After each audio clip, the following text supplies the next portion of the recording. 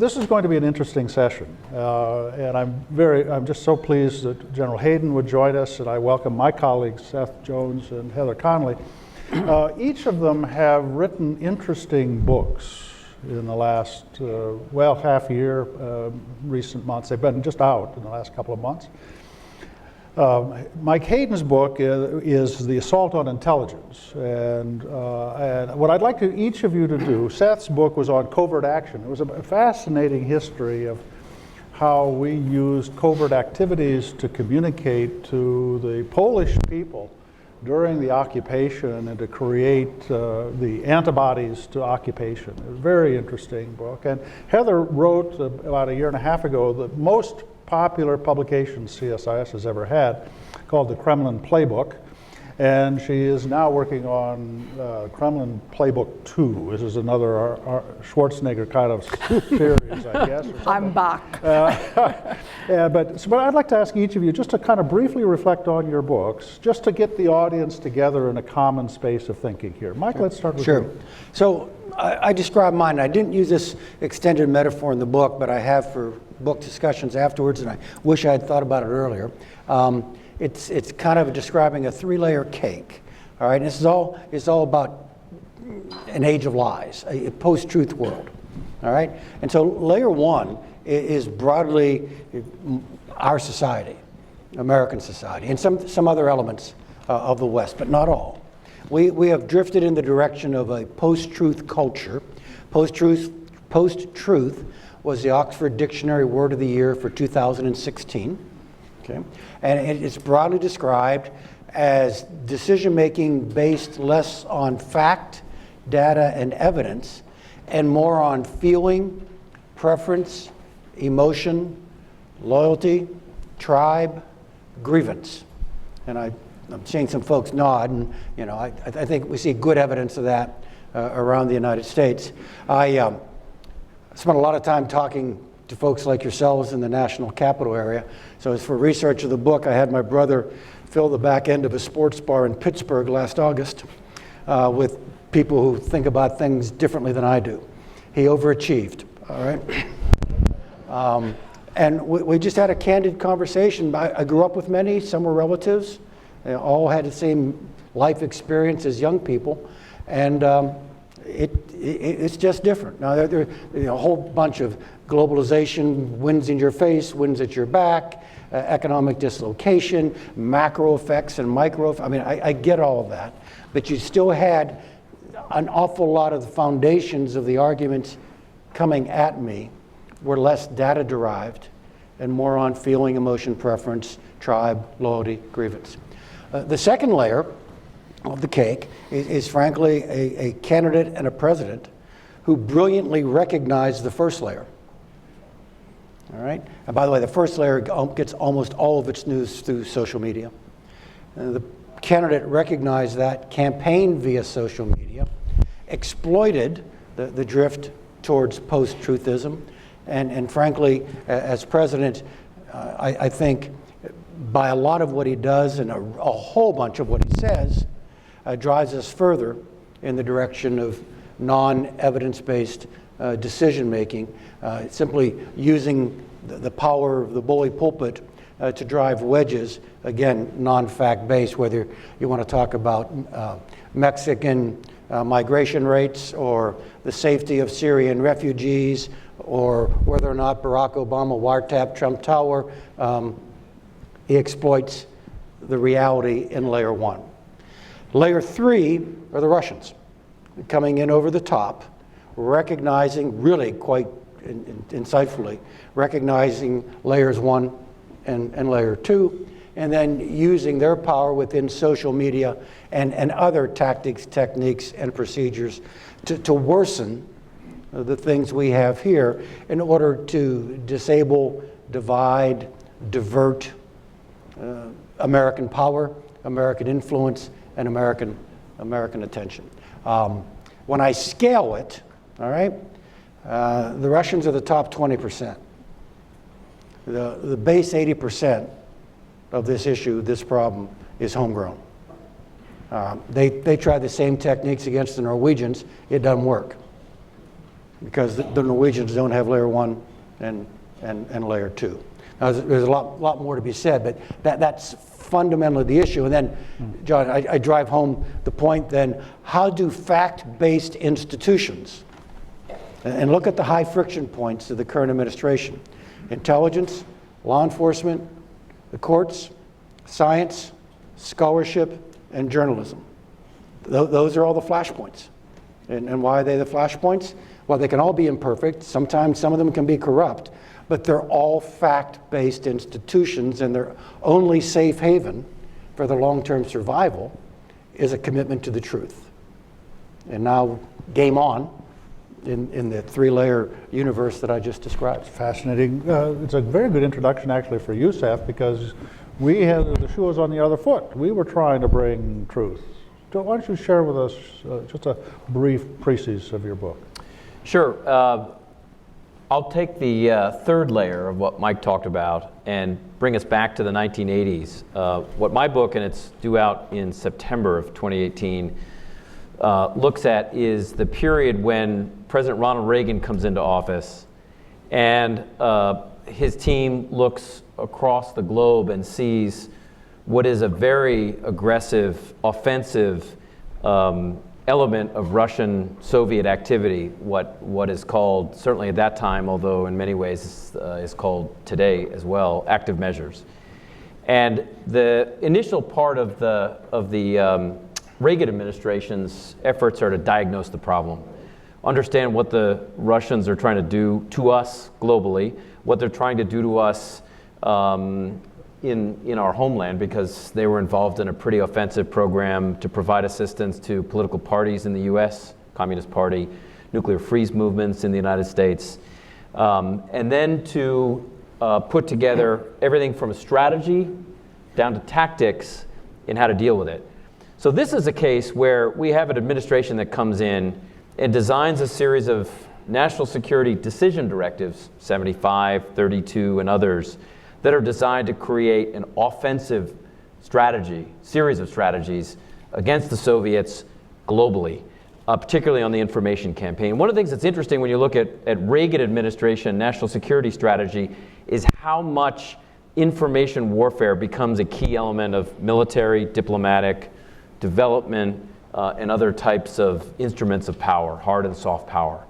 And so what I look at is one component of that, and this is a covert action program that is designed to assist Solidarity in Poland, which was struggling in 1982 just to survive because the Poles had declared martial law. And what the agency does here is conduct an offensive program to make sure that they have the capabilities, not with weapons, but with information. So they've got duplicator machines.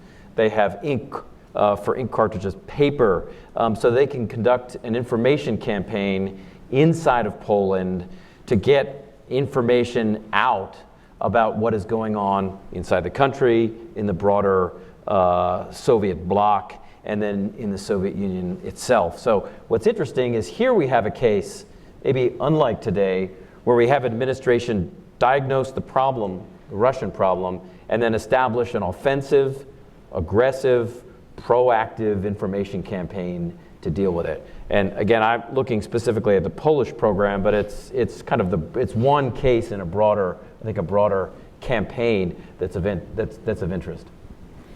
Heather, tell us a bit about Kremlin Playbook. Well, thank you. And I know many of you have heard this, so I'll be very short. So in 2015, we took a statement that a group of Central European leaders had written in a letter to President Obama in the first few months of his administration. They warned the president in an open letter that Russia was using overt and covert economic means as well as disinformation to change the transatlantic orientation of NATO members. And I wanted to prove that hypothesis. Could, in fact, economics change the political orientation of a NATO or an EU country?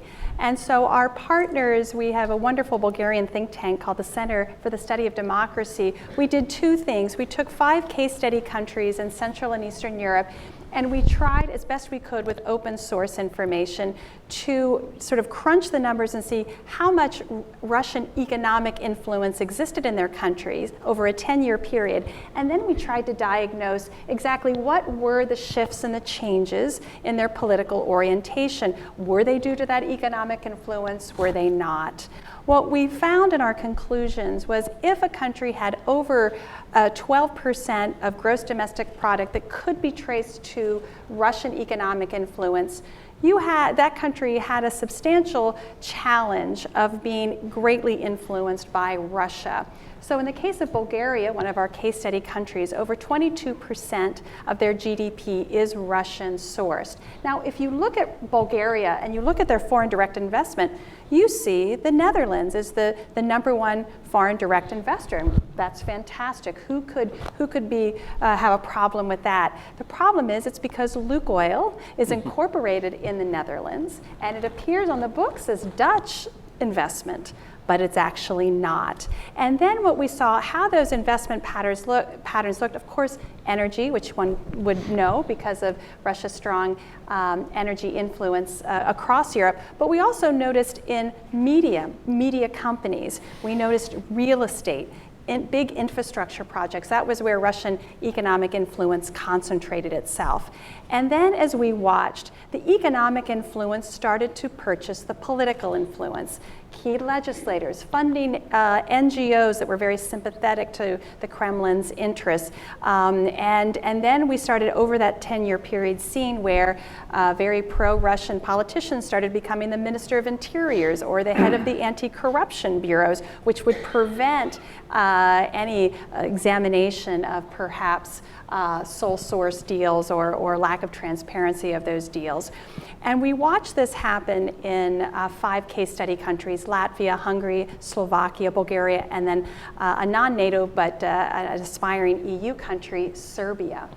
And we released this a month before the U.S. presidential election. And what it looked like was sort of a template, if you will, of how economic influence can gain political influence. We didn't know we'd be a bestseller at the time, but for me, I direct our European analysis.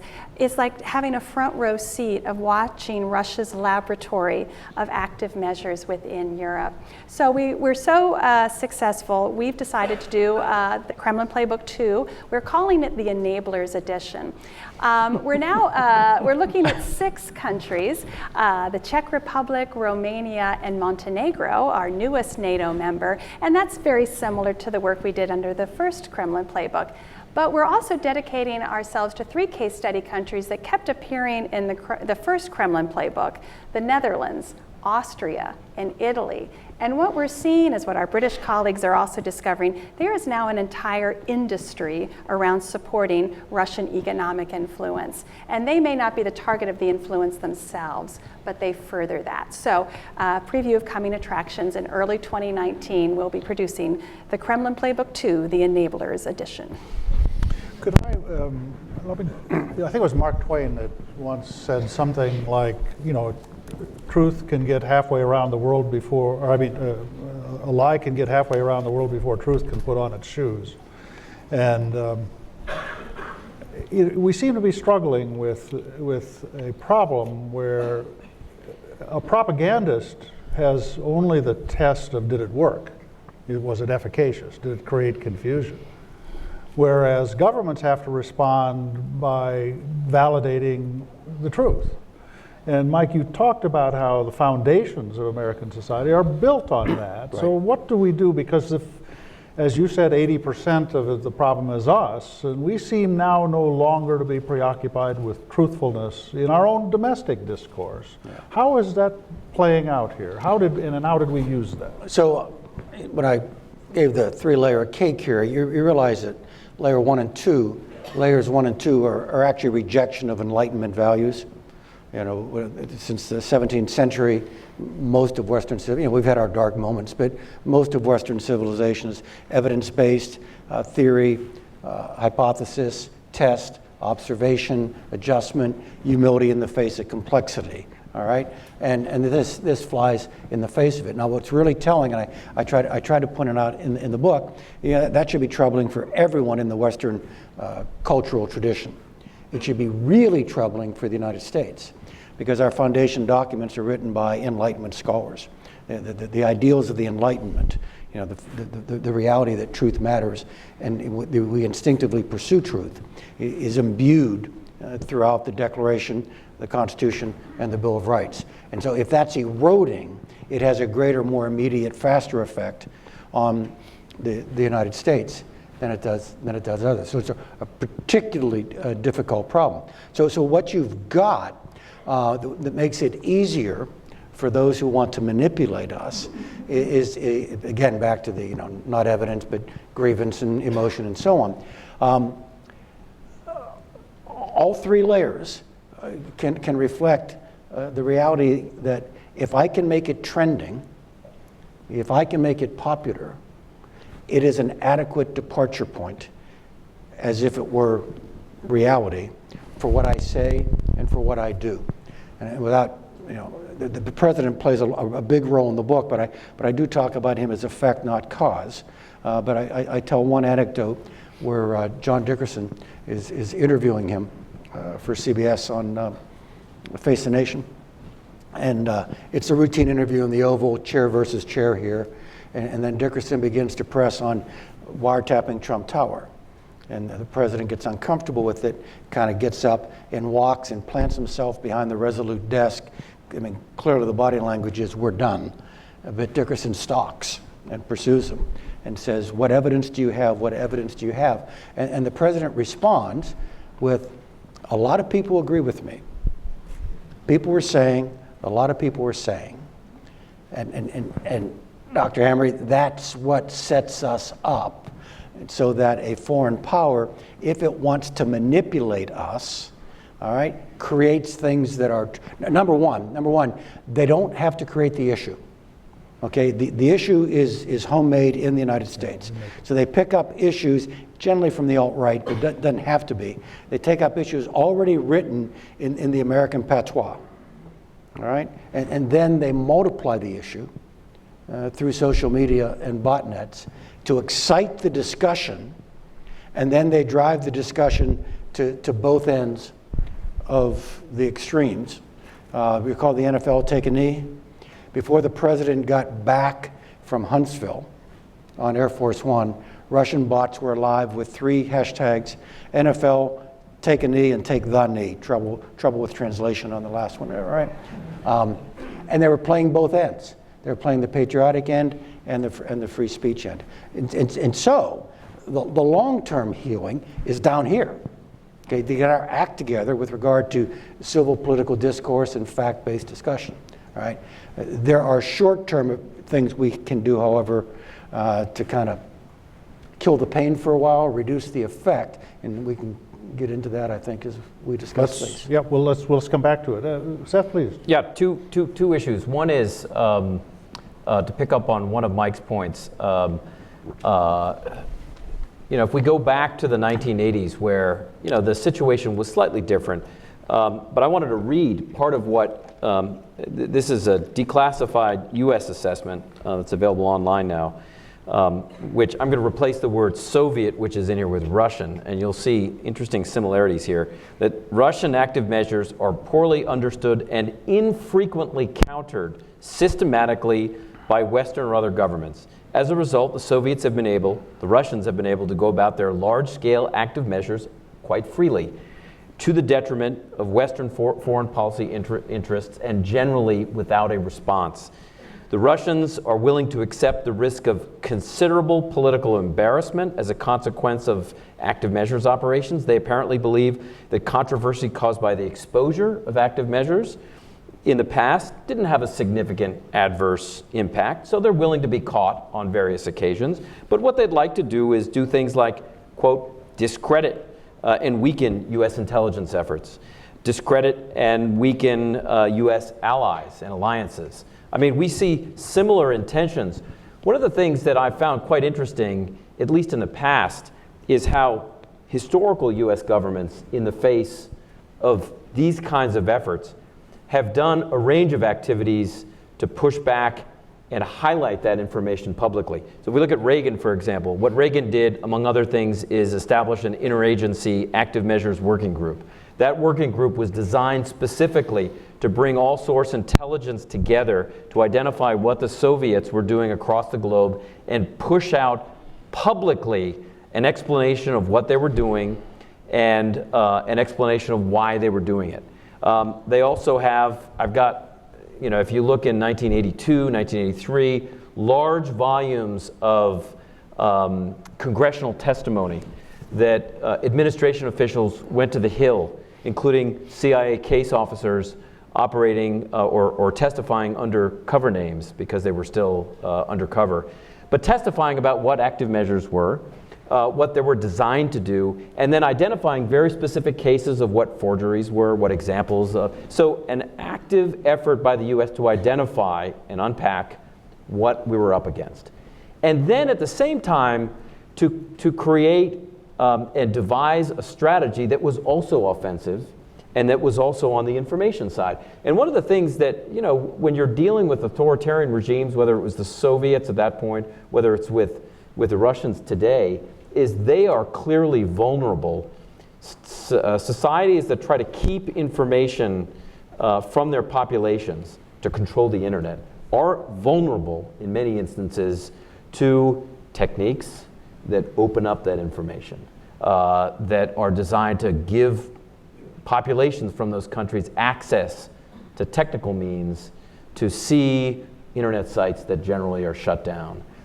So there are opportunities this is one of the issues. So Reagan is committed to taking the democratic values that Mike is talking about and exposing our adversaries and their populations to what it means to live in a democratic society and access to the free press. I don't think we're there yet in creating that kind of offensive capability, partly because we haven't done it internally right now.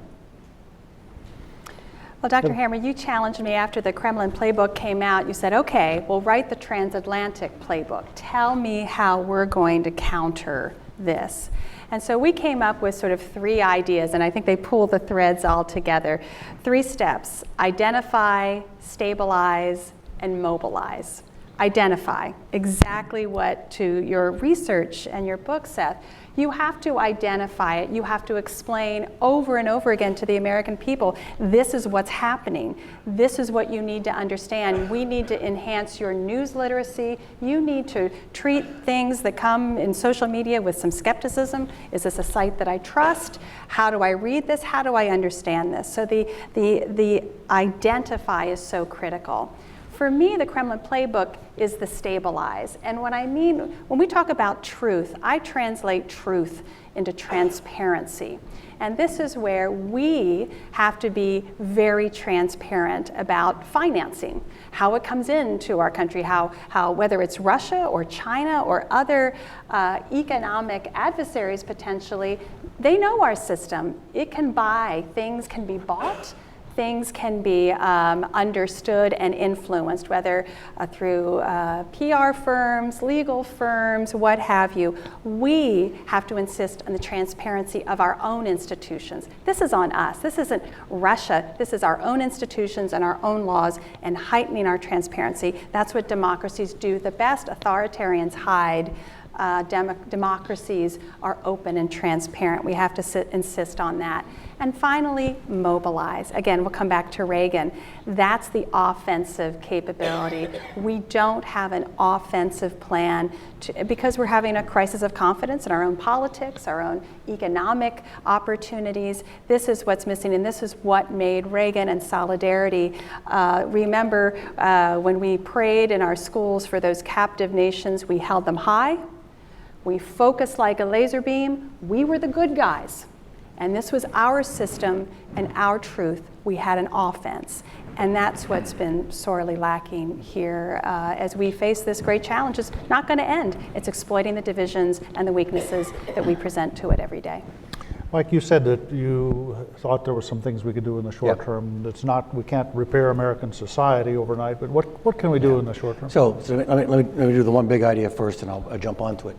And so the problem we have right now, all right, is that an awful lot of American society does not believe we are the good guys. And that's the vulnerability that we have in the first and second layer, the accusation of corrupt institutions, corrupt people, corrupt processes, and so on. So while we fix the macro issue, what are some micro things? So in essence, I'm the intel guy, so I'm working up here on the third layer, okay? Number one, there's no earthly reason why political advertisements in the digital world should not be as controlled as they are in broadcast media. Number one. Number two, it is within our ability to a degree of certainty that's sufficient, all right, to have our social media platforms identify when we're being tickled by a human being and when we're being tickled by a botnet.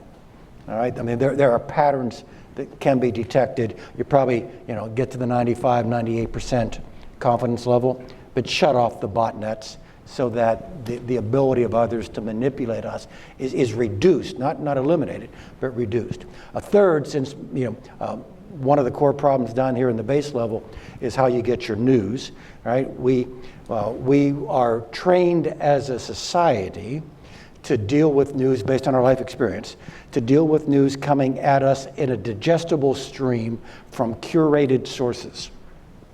None of us are living in that world anymore. But all of our habits of accepting our news are based on that world, and so they're inadequate for uncurated news coming at us in an overwhelming volume. So I suggest in the book something like Rotten Tomatoes ratings for news sites. All right, and I make the point, a movie gets 30 on Rotten Tomatoes, I may still go see it, but I know what I'm getting into, all right? So we're not suppressing movies or news sites. But you can evaluate the news, not the news story. It's not about suppression. It's not about free speech. But you can, with a generally agreed approach by people who would have some authenticity and some legitimacy, rate the news sites on a variety of characteristics, like how long have they been there? Do we know who owns it? Do we know who funds it? Do they generally report original work or just retreaded stories and so on? So I did a version of this on Bill Maher about a month ago, and as I'm getting off stage, my iPhone's lighting up from emails from Steve Brill, who already has a project underway called NewsGuard that he hopes to have up and functioning before the next midterm elections that does exactly that. Very simple, 9, 10 categories, red, yellow, green. And so you have a place to which you can refer to give you some sense as to the authenticity of the crazy story coming at you. So those are all within reach. More broadly, and this was suggested earlier about President Reagan saying, all right, everybody huddle up, we got to go do something. We have not had that dynamic with regard to the Russians. Remember Dan Coates up there about 2 months ago in the worldwide threat briefing with all the 3 letters behind him? Have you been directed by the president to da-da-da-da? No, I have not. No, no, no, no, no. All right? And so every one of those guys up there, Paul Nakasone up there, Gina Overt Langley, they will tell you, oh no, we're playing our position. We're working on this hard. All right, but I compare what the Russians did in 2016. I get all the differences, but bear with me. I compare it a bit to 9/11. All right, an attack from an unexpected source against a previously unappreciated weakness. And that, in order to fix that, you don't fix it by everybody playing position, because everybody was playing position. And this hit a seam. And so you've got to go extraordinary, and that requires the president. In our system, trust me, it requires the president to go extraordinary. So you then develop extraordinary statutes, extraordinary policy, extraordinary organizations, extraordinary resources in order to defend us against this. We have not done that. All right, and so I do fear, not for the vote count, all right, which we've probably done enough, and I don't think they'd mess with, because that's a nuclear weapon, and I think would respond in a way that they wouldn't appreciate. But I do not think we have a whole of government, and certainly not a whole of society response to what the Russians did in 15 and 16, and so I fear it going forward. So that's what I would do. I would go extraordinary. Like, we went extraordinary to count 3 million ghost voters who weren't ghost voters, put the vice president in charge of it before it was dissolved, but we have not gone extraordinary for something that really did happen. Mike, I strongly agree with everything you've just said, but I do want to press something to bring out Yep. an important dimension and then get my colleagues to react, because you very quickly said this website would be done by someone that had authenticity and credibility. Yep. And we're at a time right now when Americans fundamentally are questioning the traditional structures of authenticity and legitimacy. Yep. Who's going to do this rating? So and how do we think about that? I do. Your By colleagues, the I way, want you to- NewsGuard, a couple clicks, you can read all the background, you can see the categories, you can see the spotlights for some sample. They picked RT just out of the air, for example, as one they wanted to evaluate. All right, mostly red. Okay. Okay. These are seasoned journalists. All right, who have life experience in this, and Dr. Hamry, I get it. You know, the issue here is distrust of the institutions of government, but you've got to start somewhere. Yep. All right, and so you do this and let it over time prove its worth. There's probably somebody out there complaining about somebody trying to guide me to the right movies when Rotten Tomatoes started, but I actually think it's pretty good, and I refer to it. Heather, you've looked at this from a European standpoint. Yeah, and just to pull on General Hayden's comments, I mean, in some ways what we missed after the 2016 election, we missed our own 9/11 Commission. And in absence of presidential leadership, what would have been great is a very high bipartisan congressional mandate to change the structure of how we go about doing this. And in the hopes of an absence, again, of presidential leadership for the foreseeable future on this, how do we restructure ourselves to get a hold of this? And it's an inside game and then it's outside. It's inside, and this is where, again, the exploitation of the weakness is, a lot of this is domestic, where CIA and our foreign agencies cannot go into, so they can't adequately warn. And our domestic agencies have real important barriers for what they can do, which is why we need new structures to either address those seams that Russia and other adversaries are trying to get in the middle of. So again, it is about rebuilding trust and credibility in institutions, and I think that can only happen based on three. It has to be bipartisan. Our partisanship now is a weakness that our adversaries are exploiting beautifully. It has to be bipartisan. It has to be transparent. No more backroom deals. We have to expose the changes to our institution, what has prevented them from doing this, and then it has to be rebuilding trust at the community level.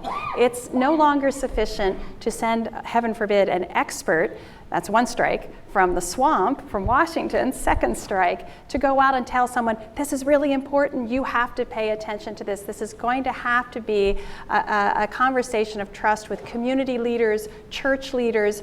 Again, the moral authority, who do you listen to?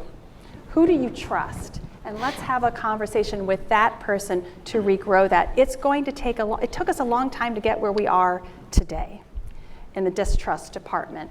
We're going to have to rebuild that. It's a national conversation, but it will take a new structure, new leadership. And as I'm going to turn to Seth, it is that moral leadership and that clarity that, again, Ronald Reagan did personify in this challenge. He declared the challenge, the moral response to it, and then a relentless pursuit by all government agencies to address it. Yeah, just one quick issue on this, and this goes back to your point about 9/11.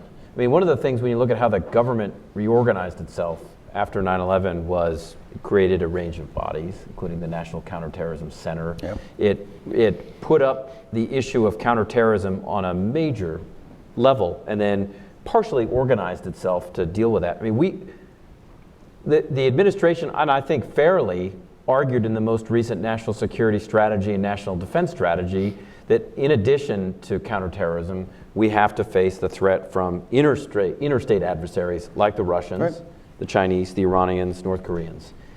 I think what we're missing right now is organizing ourselves around that threat right now, including across the interagency to deal with that. Creating some of the bodies that we did to pull us together after 9/11 to deal with it.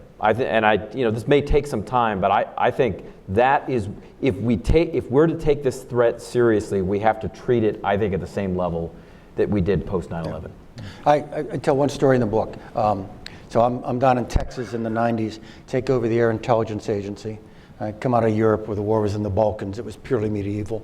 So I get to Texas, and the Air Force is, my unit, my command, is cutting edge on the cyber thing, all right? And an awful lot of the things we thought there are now American doctrine, all right? So the folks did well, and they educated me. I describe, Dr. Emery, in the book, this argument we had down there of whether we were in the cyber business or whether we were in the information dominance business. And since we have a cyber command now, you know how this works out, right?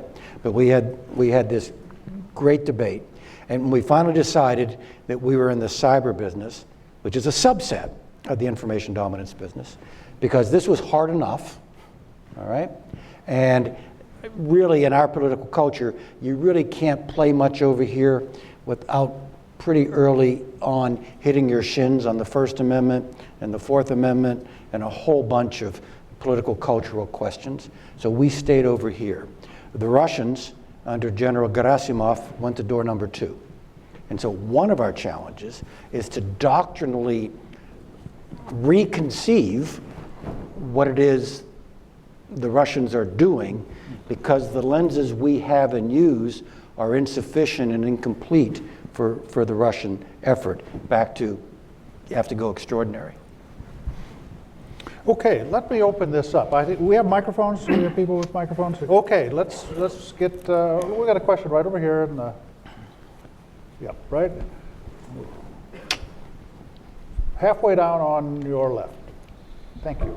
Identify yourself, please. No lectures. I'm going to cut you off if I get a lecture. It's not that much. So this is more directed at General Hayden. In your first book, you discuss a lot about saying how we did a lot to counter the things that happened. We made some very extraordinary entries and played to the edge. Do you think, to a degree, our level of secrecy and the things that we did so far are now coming back to bite us? A lot of what's happened, a lot of what's come out in the various commissions, reports, the politicization of the measures we used, do you think that helped sort of foment that distrust in our institutions? Okay, we got the question. Yeah, it's part of the broader pattern of distrust in institutions, all right? And I think the record shows that certainly the way intelligence has been perceived may have added to it. Maybe it's just my own lens, right?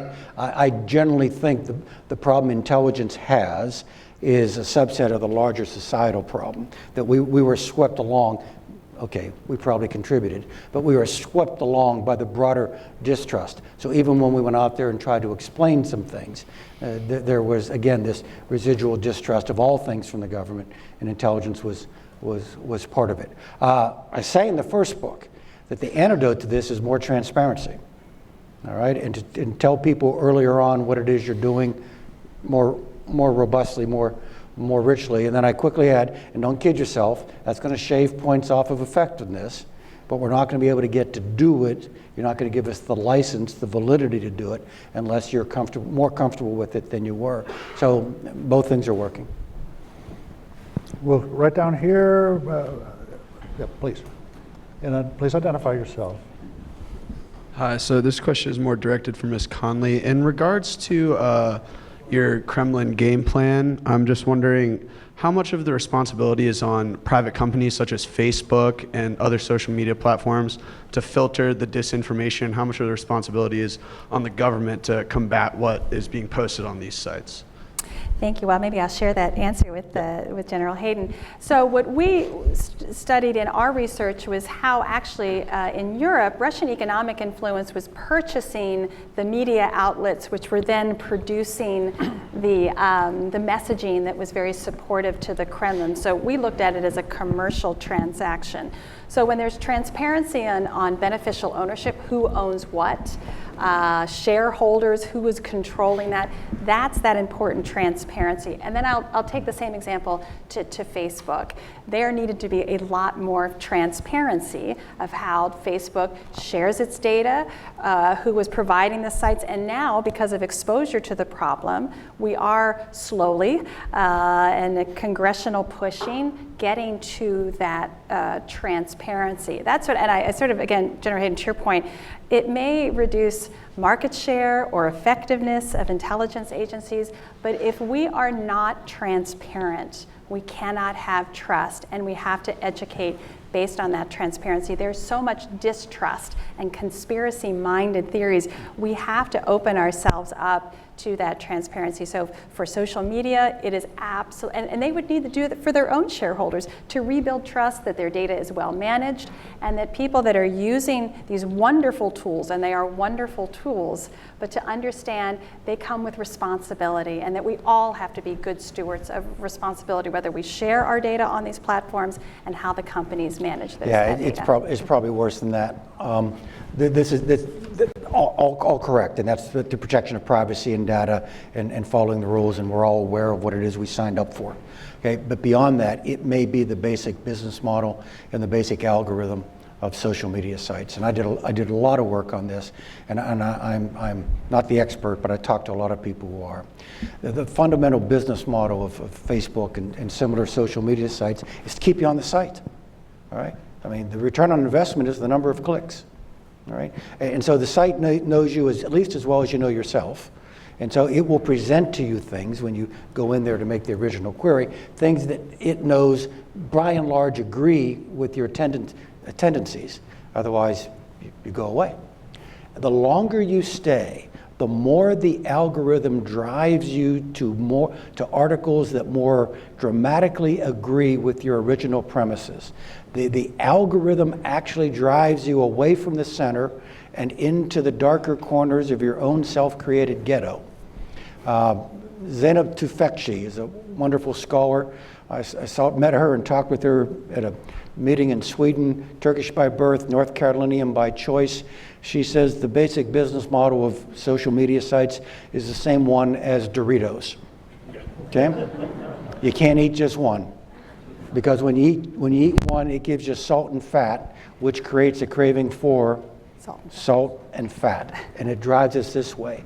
Roger McNamee was an original and early investor, and certainly an early mentor of Mark Zuckerberg. He has been prolific in the last 6 months writing about it's the basic algorithm. It's not just the other stuff. So if I can just add one related issue, you know, we've seen some of these sites, including Facebook and YouTube, make progress, and they did it a few years ago on child pornography, where they went offensive in taking down, it violated their terms of service. They went offensive in taking down sites, identifying them, devising algorithms that identified many of them before they even went live, and then they were taken down. You know, with a lot of government push, there's been some progress on the counterterrorism front. There's been more sites taken down on Facebook, more YouTube videos taken down, algorithms that have been put together. The Jigsaw, for example, which has done a pretty good job combining several different private sector companies of establishing methods like the redirect method, which when individuals go in and try to go to Syria, for example, they're redirected towards non-violent means. So these are algorithms that have been, and very smart people on the tech side that have spent time trying, but it took a lot of government push, including at the White House level, to do this. You'd need a lot of government push that doesn't exist right now, I think, along some of these lines to do it. And I think that's where we're sort of breaking down, is without that, as we've seen on some of the other issues, it's probably not going to happen. And if I could humbly suggest, it'd be helpful if the news industry wouldn't treat a tweet as news. So sick and tired. Somebody tweets something. Who gives a broody toot? You know? Okay. Yeah, right back here. Yeah, stand up there. Yeah, you with a 10 coat, please. I think Oleg Merkulov, Media Group, Business Bulletin Media Group from Riga, Latvia. So, Ms. Conley, you mentioned Latvia. It's interesting. So the question is, what is the influence of Russia on Latvian mass media? And maybe you can compare it with American influence on Latvian mass media. And I have to tell you, I write articles for Russian language media in Latvia, and none of my articles were ever distorted or edited. It was 100% printed.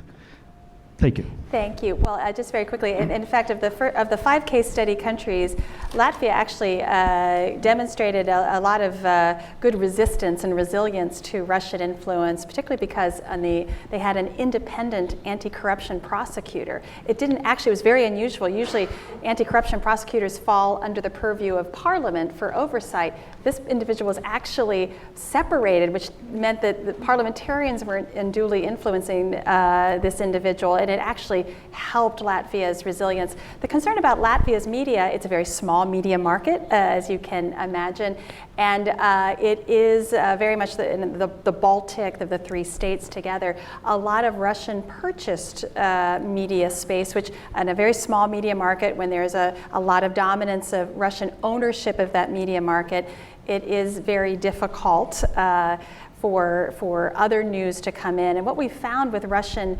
information, it's really cleverly done.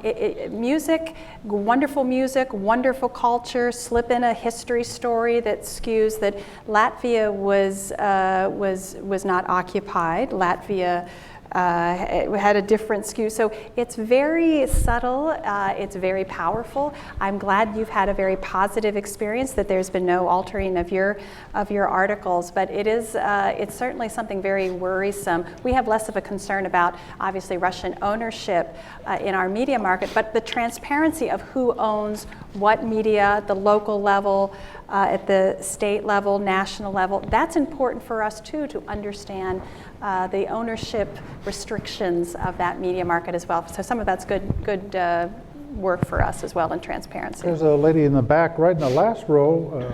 Yep. Kathy Kosman. I was wondering how any of you would react to 2 trends in Russian disinformation or propaganda, whatever you want to call it. One is saying things are not perfect in Russia, but they're worse or just as bad everywhere else. That's one trend. And the other is somewhat in an opposite direction, in favor of traditional values, not only espousing the Moscow patriarchate, obviously, but also being against abortion and against gay rights. Thank you. I can take a swing Heather, at you want to that start too. that? So you're absolutely right. These are 2 very predominant trends. Let me talk about the second one, and I'll just mention the first one. We see this playing extremely well across Europe in very conservative parties, and I think we're seeing it play very well here. That the Kremlin is the defender of conservative values. They're the only ones that defend against the decadence of the West, whether that's a social agenda or vast change. The use of the Russian Orthodox Church is a very powerful tool that is also used predominantly depending on the market. You have some nationalists like Dugin and others that say, Moscow is the third Rome, this revitalization of the defender, and it can be very seductive. For those who feel that their values and their traditions are being assaulted by globalization or by social agendas, and it's a very powerful. So people may not know that this is Kremlin influenced. They think they're supporting that view, and as I've warned in congressional testimony that I've given, Russian malign influence is going to start looking more European and more American because they simply agree with the agenda. The first statement about moral equivalence, and I will say, for me, one of the most devastating statements that President Trump made some time ago was when he was interviewed, and the questioner said about the Kremlin kills opposition people like Boris Nemtsov and others, and the president said, well, we're killers too. That moral equivalence, this gets back to Seth's book, that moral equivalence, we're no longer the good guys, we're just like you are no better than us. And if you're no better than we are, then we can sit at the table and we can come to some accommodation that's going to look a lot like Yalta. I'll take this, you take that. This is how we divide the world. It's that moral equivalency to me that is the complete erosion of American exceptionalism, and that is the point. One thing to add to that too, I think to understand what one of the strategic approaches has been, and I think it's been fairly consistent in many ways since Cold War days, is to sow discord. And so what it means in practical terms is they'll be on all sides of the argument. When it comes to the Parkland shootings on gun rights, they are just as likely to be pushing, whether it's bots or trolls, pro-gun rights as they are anti-gun rights. Part of the objective here is to identify seams and vulnerabilities in the American discourse and to exploit them, and to exploit major divisions we have in dialogue. So part of the issue is to understand that in a sense it doesn't necessarily matter what Russian leaders believe, it's what they're trying to do and exploiting seams. So we've seen them on social media support through proxy organizations multiple sides of a debate, and the goal is to sow discord. And I think until we recognize that publicly at the sort of your first and second levels, I think we're at a disadvantage. Yes, ma'am, I'll let, yeah, yep, you. Hello, my name is Christina Pendergrast, and I was wondering, to what extent could Russia affect us by proxy using nations they've already exerted economic and some political control over? Especially nations like Venezuela, where there are a lot of resources, where they have a lot of control, and that we get a lot of those resources from those local allies, or not necessarily allies, but partners in trade. Thank you.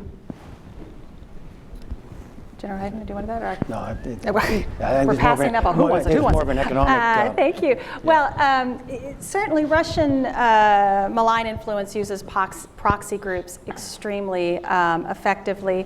They certainly, over the last 4 years, have worked to revitalize their former Cold War relationships, whether that's in the Middle East, whether that's in Latin America, and certainly providing very generous, as much as they can, they're somewhat limited financial resources to keep regimes alive, and if they can be disruptive to U.S. interests. I think you just really see where Russian policy right now is it can disrupt and it can make sure that nothing can happen without Russia, and Syria is the perfect example, but they cannot create, they cannot sustain a foreign policy approach. So it's designed to distract, keep us off balance. We need them for something. And again, it is a global approach, increasingly more regional activism in the Middle East, somewhat in Asia, a little bit in Latin America, but this is not, they're not able to reconstitute what they had during the Soviet Union. In the informational space, all right, the Russians are Americans, all right? The identity they assume is you and me, and they frankly don't need to outsource that to anywhere else to make that more effective. And it's something mentioned earlier, I think Seth, you may have mentioned it, they only want plausible deniability, all right? And in fact, the fact that we know that they know that we know actually plays in our mental processes as well. And so the identity they want over there, I mean, it doesn't have to be a carom shot, okay? They pop up in our social media as if we believe they are Americans, all right? And a lot of that is fed by they just grab American themes and memes created by our own discourse and then just ride them to the extremes to make us more divided than even we would otherwise be. But I think it has been interesting to look at along these lines. Russians have reached out to proxy organizations in North Africa, in Libya. They've reached out to, one can overstate it, but they've reached out to the Taliban in Afghanistan. This is an organization the U.S. continues to fight. They've done a pretty good job of establishing power projection in Syria. supporting the regime there. So, I mean, we can see the Russians also increasing their footprint in multiple locations on multiple continents. You mentioned Venezuela. We could talk about the Middle East. We could talk about North Africa, among other locations. I do think it's worth, before we get too far down this road, and General Hayden, you noted this in your book too, that one can overstate the power, including the economic power of the Russians too. They are not a particularly strong power. When we dealt with them in the Cold War, we were dealing with, I mean, we realized by the end of the 1980s it was weaker than we had anticipated, but the Russia of today is nothing like the Soviet Union of the 1980s. And even my props to them for the informational campaign. It's not rocket science. I mean, we're teeing this up for them. One of the things I got to do in the book was to actually talk to a lot of people I wouldn't otherwise have talked to. So I talked to Garry Kasparov, former Soviet chess champion, now Russian dissident. And Gary points out, this isn't chess, it isn't even checkers, all right? It's blackjack. And we fundamentally aren't playing. We've only got a minute left, so I'm going to ask you to reflect on this last issue, which has been running throughout this whole conversation. And that is, you know, it's really not about the Russians, it's about us. Right. I mean, we are so much struggling as a nation. We don't seem to have institutions that command the credibility they did. What is the one thing that we should be doing as we're thinking about elections this fall and elections in 2 years? Mike, you? Yeah, very briefly, and I apologize, it's very long term. It's back to civic education. It's back to fundamentally understanding how democracies work and what values are required for any democracy to function. And I fear we've lost that. One positive note that I've heard from some school systems, including elementary school systems, is an increasing push to get their students to footnote when they write papers for schools. Where are they getting their information from? I mean, getting back to an education component to our youth, that as they think through making arguments in elementary school and middle school and in high school, that what are the sources they're looking at? What's the plausibility of those sources, so that we are educating ourselves that we need to get back to the basics, I think, of where we should be. So I'm going to thank Vladimir Putin. I'm going to thank him. In one ways, he's revitalized NATO. He has returned us to our founding purpose. I'm going to thank him for giving us quite a jolt in 2016, for us to understand how precious the practice of our democracy is, but it is not an election, it is every day, and how we comport ourselves and our institutions. He has given us the wake-up call. Let us not hit the snooze button. Let us take this opportunity for democratic renewal, institutional renewal, and we can get back on our feet and go offense in the great spirit of Ronald Reagan. I want to say thank you. No, so we're out of time. I'm sorry, we're at the end. I want to say thank you to the three of you. It's been a fascinating conversation. We've had three very different cuts, but on a common theme about where are we heading as a nation. I think we're all very proud of the history America has presented to the world, that it provided a beacon of optimism and promise for people, and I think that's still with us. But we have to stop fighting ourselves. And, you know, we're all in one boat. We ought to be rowing in the same direction rather than hitting each other on the head with the oars. So, would you all say thank you, please, with your applause?